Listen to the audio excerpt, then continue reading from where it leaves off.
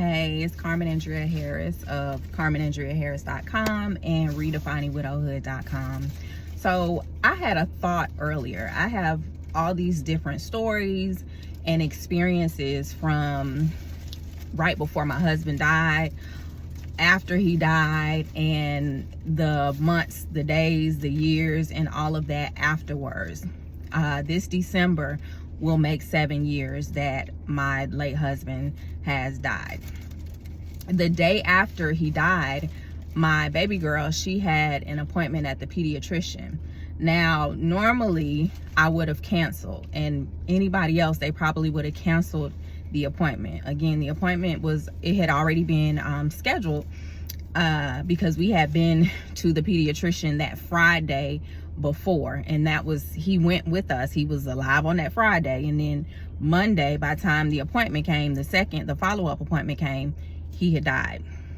I went to the appointment because I wanted to get some information on the sickle cell trait. My late husband, I've shared this before. I don't think I necessarily share this often, but I shared this before. He died as a result of a complication from a sickle cell crisis. What was so bizarre is that he had I don't even know if he really had the disease. He had one of the rare traits where it's like they would have the crisis every once in a while. The whole time we had been together, the whole time we had been married, we had been together for 10 years total, married for 6.5 years when he died. The whole time that we had been together, that was only his second crisis that I saw him go through. I'm saying that because most of the time when people have sickle cell, they have crisis often.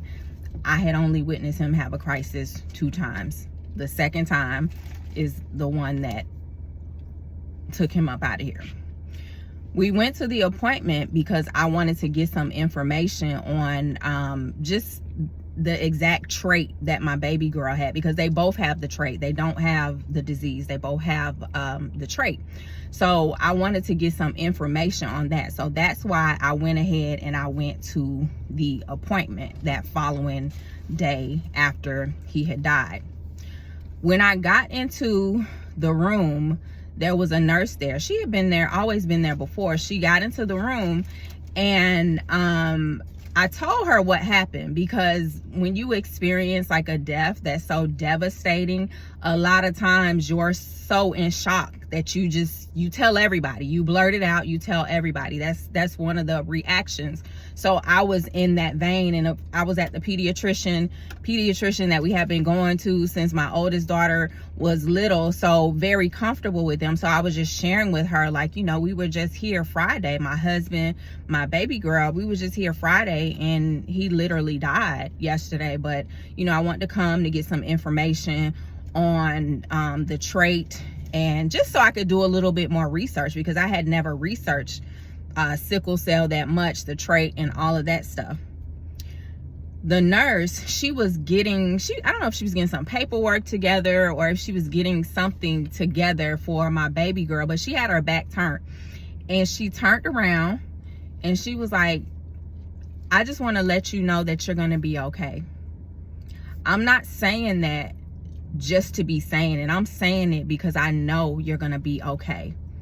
And she begins to tell me how her first husband died and her children were little, and how she went through her journey of life after the death of a husband and raising children on her own, and she got remarried and all of that. And she said it with such certainty and such purity and such simplicity that it immediately comforted me.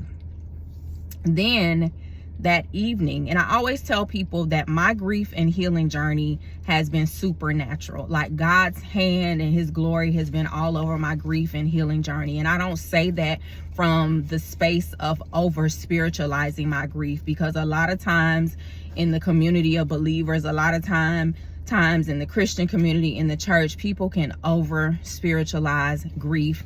They can do a lot of spiritual bypassing. They can do a lot of just pretend it ain't happening, because we don't grieve like the world grieves. Although that is the word, we don't grieve like the world grieves, but the word also tells us to mourn with those who mourn. And there are countless scriptures on widows, fatherless children, orphans, as well as the sojourner and the foreigner and all of that. Another story for another day. But that same night, this is the day after my husband died, that same night, 2 of my former co-workers, they came over to where we were living at the time, and they sat with us.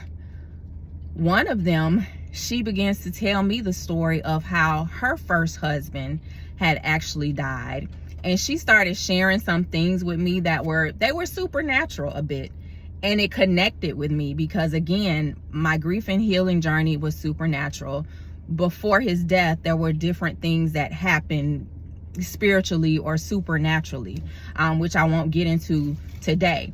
But it was the second person in the same day, the day after he died, coming to let me know, or it was the second time that someone, a woman who had experienced the death of a spouse, came to me in the same exact day, less than 24 hours after he had died, to let me know that you're going to be okay. I said all of that to say, whatever it is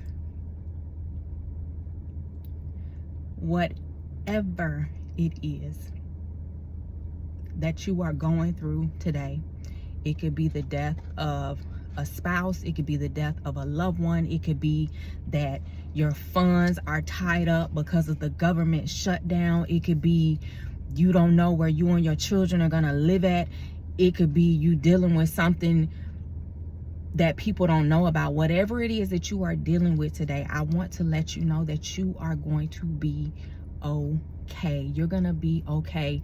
And I pray that God would send you earthly angels. I pray that God would send you miracle signs and wonders. I pray that God would send you people to just minister into you, to pour into you, people who are not speaking from a place of just talking, but people who are speaking from a place of experience, because they've been where you are right now and they held on to their faith. It got hard.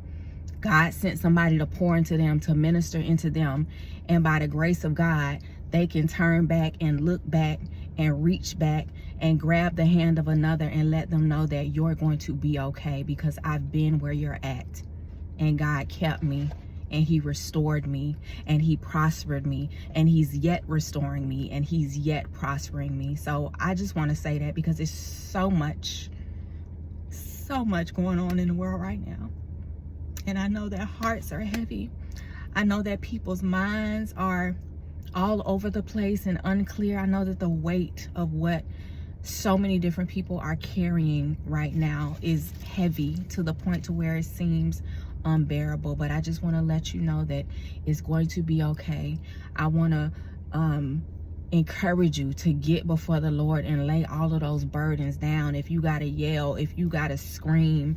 I was telling my daughters in our homeschool Bible study session, I was telling them I was in my personal prayer time with the Lord one day last week, and I let out a weep and a wail that I have never heard myself do before. And once I did it, I felt so much lighter. So whatever it is that you got to do to get into the presence of the Lord and lay every single burden down, and don't pick it back up after you lay it down, having faith and trust and believing that he's going to do exactly what he said he was going to do concerning your need, I encourage you to do that. It was on my heart to release this message. I thought I was just releasing it to widows, women who had experienced the death of a spouse, because I literally was just going to put this up on my YouTube channel, Redefining Widowhood. But I feel like this is a message for different people who are going through different things. I just want to let you know that you're going to be okay. Peace and blessings.